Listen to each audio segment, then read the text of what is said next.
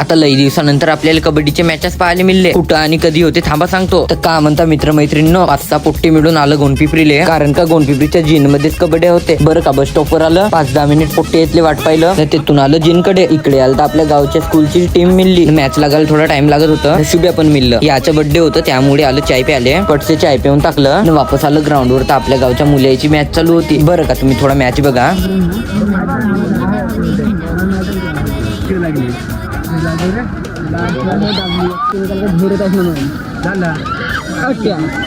अशी काही मुलाची मॅच झाली. आता मुलाची मॅच बघा.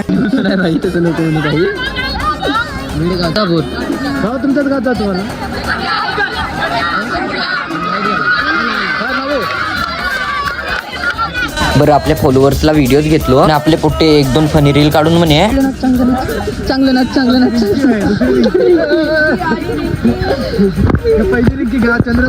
पहिली रिंकी चंद्रपूरला गेली, दुसरी रिंकी इकडे आहे. बरं या लेखाची अलगच मजा आहे. बरं सर आपले सांगले की व्हिडिओ कसं करायचं आहे म्हणून कसं बस व्हिडिओ पण काढलं. या व्हिडिओ आपल्या इंस्टावर उद्या नाही तर परवा पाहायला मिळेल. बरं कबड्डीचे 1-2 क्लिपा बघा.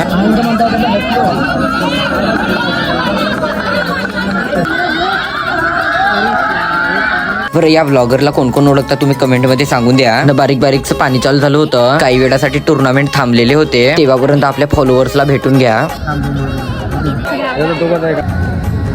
या व्हिडिओ आता थोडा लेट झालेला आहे त्यामुळे सॉरी न मित्रांनो. आजच्यासाठी एवढंच. भेटू पुढच्या व्लॉग मध्ये. तेव्हापर्यंत बाय बाय.